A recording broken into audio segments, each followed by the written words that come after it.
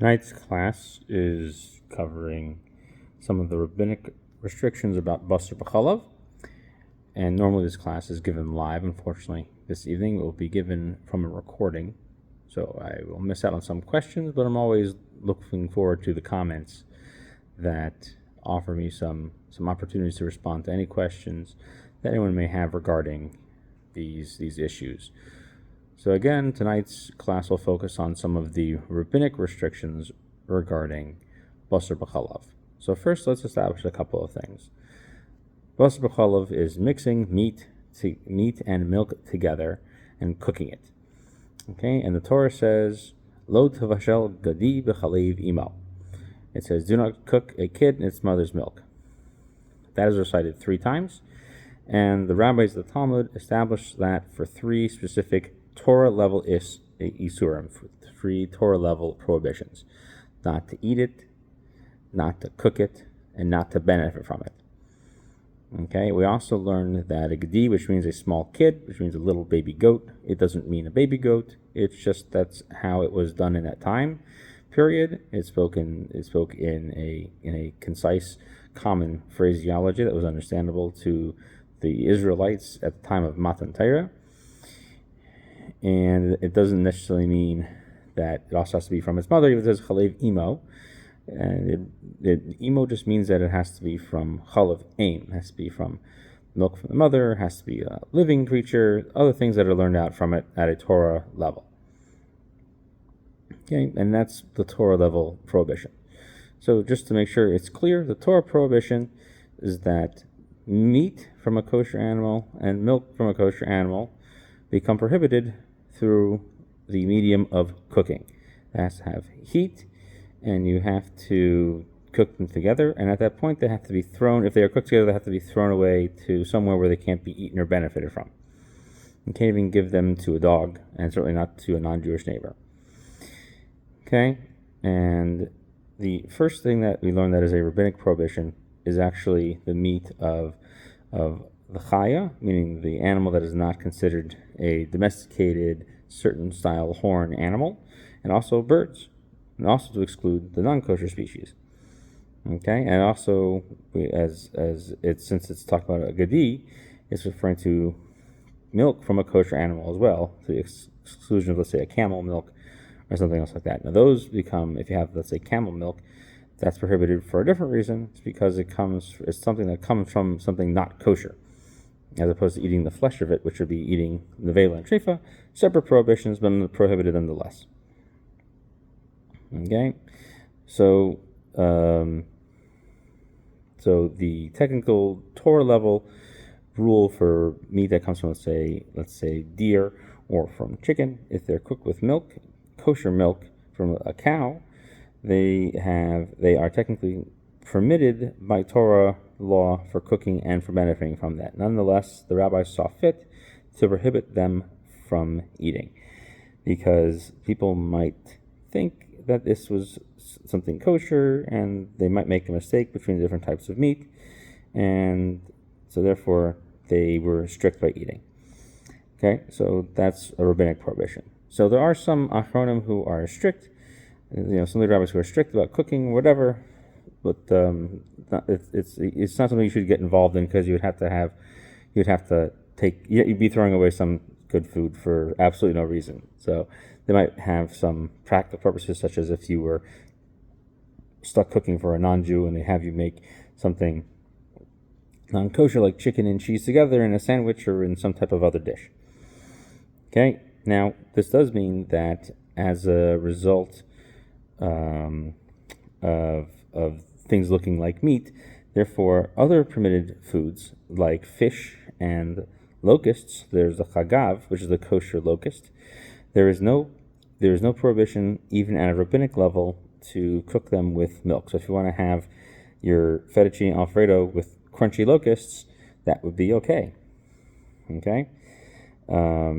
Now this does. What happens is since there is a rabbinic prohibition on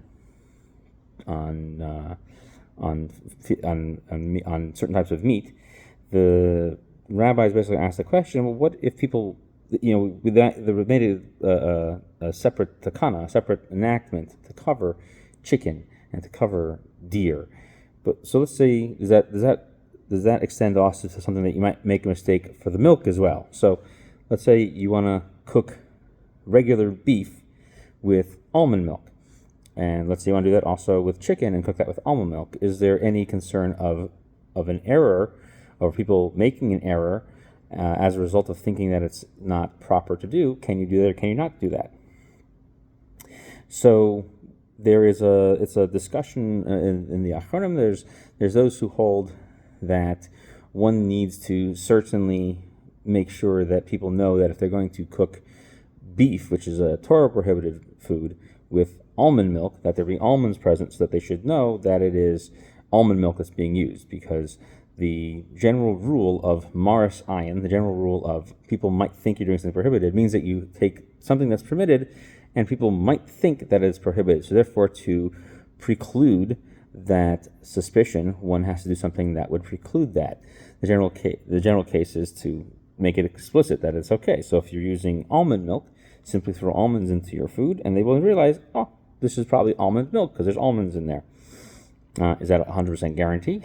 No, but that's the legal operation of maris ayin, is do something that will make people not necessarily think it's the prohibited action and make them lean towards the permitted action. So therefore, it's permitted to cook even beef with almond milk or something like that, or even nowadays we have soy milk, we have oat milk, we have this thing. Okay, as long as it's all parv, it's not a problem.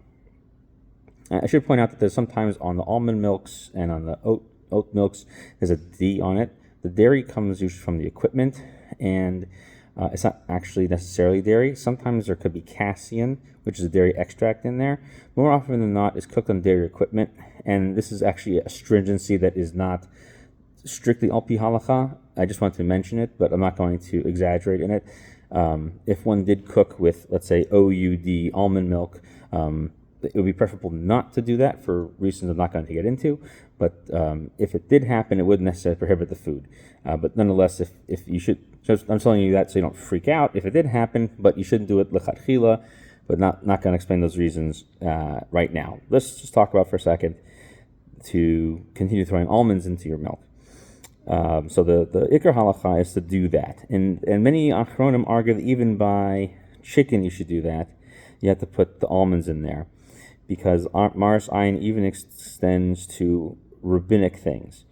Okay, so that's what most people argue.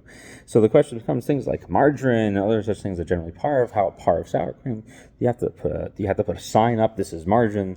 Do you have to put a sign up? This is parv.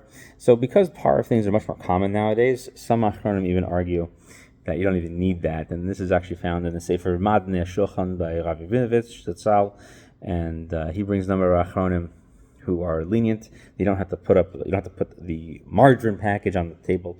You don't have to put canola seed or rapeseed on the table in order to let people know that it's margarine, which is made from canola oil. So that's something else to consider. So you don't have to do that when people generally know that's okay. So that's another leniency over there. Okay, so that is something rabbinic to consider in this case. Okay, something interesting is another rabbinic prohibition is, so we already said that one is not prohibited from cooking non-kosher foods with meat and milk together. What about if it's a kosher animal, but the food itself the foods themselves are not kosher? So, for example, a non-Jew at his own home, he can take milk from a cow, and can take beef from a cow that he has slaughtered. Maybe not the same one. Maybe he actually took the mother's milk and cooked its calf in the same pot together. So the question is, let's say there's a pot there that he uses both for that and also to heat his house, because back in the day, 100 years ago, the way you internally heated your home, you didn't have a radiator. You had a big pot in the middle of the house, and through it you would do lots of things. You would heat the house, you would cook in the house. So the Ramah brings down that there is an old German custom, not to stoke the flames underneath these pots that were meant to heat the home, because sometimes they would cook meat and sometimes milk in them, and they would absorb milk and meat in them. They wouldn't cook it directly in that pot, let's say, but they would kind of do like a sous vide method, where it sounds like they would drop the milk and the meat into it and cook them into the thing, and it wouldn't ever stop from cooking, and it would happen within 24 hours. And he says that therefore the pot would absorb both meat and milk, even though the things were not kosher, and the actual utensil that is cooking it would absorb the flavors. So stoking it, by stoking it, you're inherently increasing the cooking of the meat and the milk in there. So there's a couple of things that are interesting in here, because number one, you have to assume that cooking kosher meats together, even though the actual status is nevela, meaning if a non-Jew kills and slaughters an animal, it takes on the status of nevela. And we know nevela trefa lo tochelu, that the Torah warns us in Parshas Kedoshim, don't eat nevela and trefa, don't eat different types of dead animals, and it becomes that when it is slaughtered by a non-Jew. Non-Jew is not kosher for shechita. And the milk also is a rabbinic prohibition. Milk that is milked by a non-Jew and a Jew doesn't witness it, it's Gemara in the third parak of Avodah Zarah, can't drink it. So if they mix those two together, you may have an Issa D'Rabbanan, you may have an Issa D'Oraisa. And so the stringency was not to stoke these coals. Now, why was it called a stringency? Well, because technically speaking, a lot of people didn't feel that there was what's known as an Isser Mosif. There was an additional level of prohibition being added to the prohibition of the Vela. So therefore, this is a rabbinic restriction not to stoke the thing, because they didn't feel that there was necessarily a Torah level prohibition that you were violating, and not even a rabbinic level prohibition, because it's not mentioned in the Talmud. So therefore, it was the recommended to stay away from it. And also, the same big pot, they used it, they sometimes drop it in to cook some of their meat and milk and stuff like that. They would use it to wash their hair. The minhag was also to not use it for washing your hair, because it's a benefit from basar b'chalav. Okay, you also can't take from the ash underneath it and use it to clean. That's another benefit. Okay, because they would mix the milk and the meat in the bottom of it as well. Okay, and the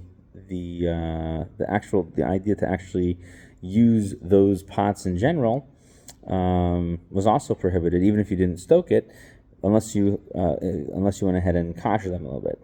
Okay, as long it was the real concern was only if they were not metal pots, because they were metal. If they got hot enough, you could assume it's kosher from any types of things sprinkling on or being cooked inside of it. Okay, and these are only things that are meant to be stringencies, but someone who doesn't follow them is no big deal. But the idea is that these were sort of rabbinic things. So it basically means is like don't try to cook with like utensils in the non-Jewish person's house, even if it's to make something that you're not going to eat for these different reasons. You're trying to use it for some other type of purpose. Let's say you needed hot water to melt the ice on your on your windshield, which we know is not a good idea. But let's say you tried that, or for whatever other reason you wanted to use it. Let's say you wanted to heat up the water to go ahead and iron your clothing, which would be another benefit. Again, these things would not be appropriate. That's assuming you didn't have another tool to use these things with. Other things that are interesting is the way they used to make cheese. They used to make cheese by taking the udder of the cow and throwing fresh milk into it to turn it to curdle into cheese, because the enzymes that were needed to curdle cheese were found regularly inside of the udder. The problem was that the udder itself also contained milk, and that milk was a little bit more on the sharp side. So there was a rabbinic requirement to go ahead and to quote-unquote kosher the udder before you go ahead and use it. And before you went ahead and use them to make cheese, you'd have to dry them out fully before you go ahead and drop them in. And then the rennet, the enzyme inside of them that helps to coagulate the proteins of the milk to become cheese and separate from the carbohydrates. Those things and traps the fat bubbles in there. That is the best way to do it. Okay, so you should wait until them to be completely dry. So there's a rabbinic prohibition to use them while they're even the slightest bit wet, or the slightest bit still have the original any of the original sort of liveliness in them. They have to basically dry out completely, even though they're organ meat. Okay, and so therefore you can't use that meat. And you also have to squeeze out whatever milk is inside of it. Another thing that is an issue is how to treat having meat and milk at the same meal. So since milk and meat are things that people eat by themselves, and people are used to eating them all the time, the rabbis were concerned that if you had both of them in front of you, that you would eat them together. And not only that, but you might even, think that it's okay to go ahead and serve a meat dish for this guy and a cheese dish for that guy. And you would go ahead and put the cheese onto the hot plate where you have the meat on it, and there, boom, you've cooked them together. So let's say you took you took a hot dish out of the oven and it's still in the hot dish, and boom, you put the cheese dish on top of it, and you make a Torah level prohibition. And so therefore, since there's this concern that you might accidentally take stuff out of the oven and off of the flame and touch them to each other, the rabbi has prohibited you to put meat and milk on the same table at the same time. Okay? And as we said before, so since we were already prohibiting the Torah level ones, we were prohibiting the Rabbinic level ones as well, like chicken. Okay? So nonetheless, we didn't make it, the rabbis made no distinction for this. They prohibited all this all at the same time.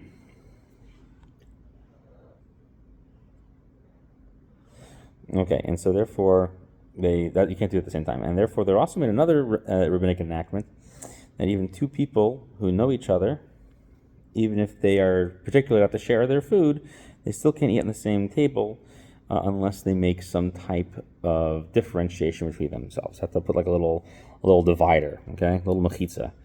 So one example is that they could each take their own tablecloth, and that would be enough. Okay, or they have to put something that's literally a little mechitza between the two of them, and even some type of bread or another type of drink, like a drink dispenser between them, looks like a pitcher, is good enough, as long as they are not sharing the bread and not sharing the pitcher, because then that's going to make that meal even more familiar, and then they'll share their food too. Okay, but something like, let's say, like the candles, okay, that would be fine. So if a person's eating at home, even with their own children, you have to put little tablecloths or little place settings out that people should know that they're eating their own special meal in that spot. Okay, and they shouldn't share the same cup either because of little particles that would stick to it. And again, these are all part of the same rabbinic prohibition. Okay, but two people who don't know each other, okay, such as people who bump into each other at a food court, okay, they can eat whatever they're eating on their own. This one's eating meat, this one's eating milk, and no problem. Okay? And that's why also it's permitted for a Jewish person to eat with a non-Jewish person, because there's no familiarity. You're not going to go ahead and take some of his meat. So that's just not going to happen. Okay? However, there's a prohibition from getting up and leaving your meat unattended by the non-Jew, because he might switch the meat out. Okay? That's another gezerah. That's a fun one to know. Just know that's a thing. Okay. Another rabbinic prohibition is that the rabbis said that when you eat meat, even if it's from deer or from chicken, and again, those are rabbinic ones, nonetheless, there's another rabbinic enactment on top of these things, which is to not eat milk following having eaten a meat meal. Okay? So there's a discrepancy between the Ashkenazi and Sephardic opinions about what this means.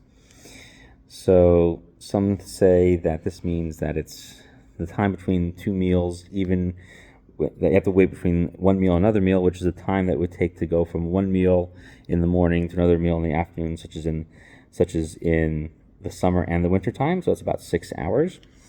Okay, and the reason why they chose that time is because the flavor of the meat still wells up from the stomach into the mouth, and it's like you're going to be eating cheese with milk because you have the flavor coming there. Okay, and you also have some people who have meat that gets stuck in their teeth, and so you also have to wait for it to come out, and so that also requires two stringencies. So there's welling up from the stomach and getting stuck in the teeth. So you wait 6 hours even if you only chew the meat. Okay, so the people used to chew meat up for their children. That some people even practice that nowadays. Not as common. And then some people say that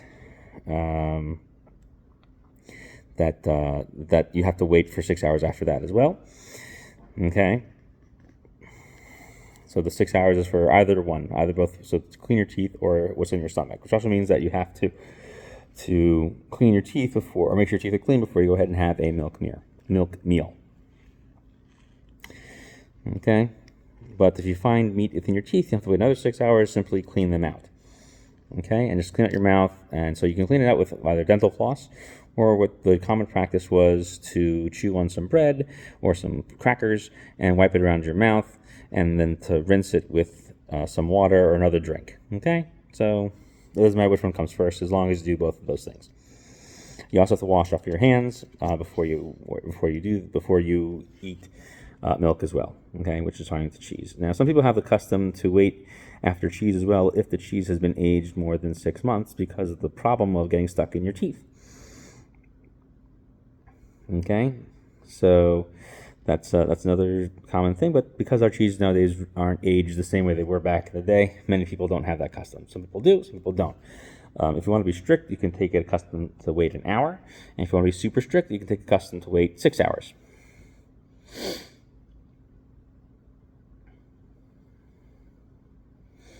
Okay, now some people were even more lenient to only wait 1 hour between the two meals. And this is actually brought down as the custom in the Ramah. However, most people disagree with that, and you have to wait 6 hours. However, everyone agrees that you definitely have to say a bracha achrona, either birkas hamazon or whatever bracha. If you have, let's say, just a steak by itself, you have to say brei nefashos. It doesn't matter if it's an hour, if it's 6 hours. Now you've been eating for hours and hours and hours. Okay. And so, for example, the people who have the custom to wait after aged cheese for 6 hours, okay, like for example, the cheese has become wormy, so it has holes in it, okay, or it's been aged for more than 6 months, so you should wait for that. And then the Ramah also brings out a stringency for Ashkenazim that even if you just cook meat in a soup, that you have to wait. If you didn't eat any meat, if you ate the soup, you also have to wait 6 hours. Okay, so you can't eat any dairy after that, but you have to wait 6 hours. But so they say this is a very important minhag for everyone to follow. However, if there is no actual meat cooked in the soup, it was cooked in the meat pot. So even if it wasn't well cleaned, it's still permitted to go ahead and eat cheese after that. And there's no custom for this to be stringent.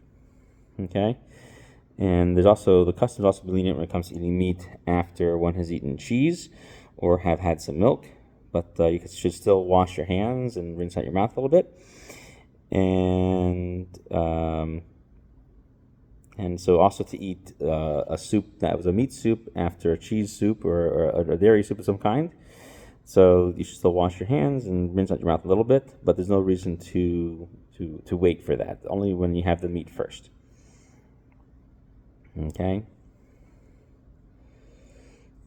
And so what's important about these things is that this is all rabbinic and it's based on custom. So many posts can bring down that if there's a person who's ill, like for example, let's say they get very bad indigestion, and milk helps with indigestion. So you can permit them to drink the milk even after an hour, as long as you bench afterwards. Okay, and clean out your teeth and say birkas hamazon. You could go ahead and drink that milk afterwards to help you with some of the issues you're having digestion wise. Okay, and let's do one more halach over here. So someone who eats softer cheeses or butter, things like that, and then they want to have meat. So when they have this dairy meal, they'll have meat afterwards. You have to clean off the whole table and get rid of even the bread that you ate with the cheese. Okay? And you can't eat cheese on the same tablecloth where you ate meat. So similar to what we said before by two people eating together, and vice versa. So therefore you should have separate meat and dairy tablecloths or placemats to go ahead and separate between the two of them, or have dairy placemats and a fleshy tablecloth, whatever you want to do. And then you can also wipe it off in between. Now, one thing you can't wipe off in between, however, is a knife. A knife requires you to actually jab it into the ground. So let's say you eat everything cold. You could technically have one set of silverware and just wash it off to get the schmaltziness off of it, the fattiness off of it. Wash it with soap, and you could use it in between the two things, but not a knife, because a knife, it sticks to it, and knives, people are more delicate with knives. So the custom for all of Israel is to have two separate knives, one for meat, one for dairy, and to also mark it. Some people used to have the minhag only to mark the dairy knife. Interestingly enough, we mark everything now, dairy and meat, and also mark parv.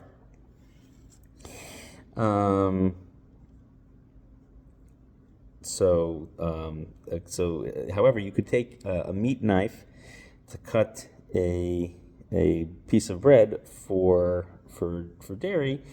It's just that you're not allowed to have them on the same table. Okay, so that's also something that would be permitted, even with a stringent minhag. Okay, but you're not allowed to kosher in between the two of them. That's also another minhag. So that's why, since you're not allowed to kosher in between the two of them, that's why we nowadays have, because you might forget, that's why we have the minhag nowadays to have everything marked. Have separate dishes, separate utensils, separate everything. So back in the day, they had separate pots. But even still, they were told not to go ahead and kosher between one pot and another as the minhag developed, which was very difficult for many people to have multiple pots. It was very expensive to have metal pots, so they would often make clay pots and so on. So that was much more common because that was something easy to make. It became more difficult in places like Europe, where you don't have access to clay. Everything's dirt. So again, many people would just have a couple of pots, one for meat, one for dairy, and that was the pot. There was one of them. There was one knife, there was one pot, and that was it. So that became a very standard practice. So we will end with that for this evening. Hope everyone enjoyed this year on different rabbinic enactments regarding meat and milk. I look forward to your comments and questions on the shir, and I will get back to them as soon as I can. Have a wonderful evening.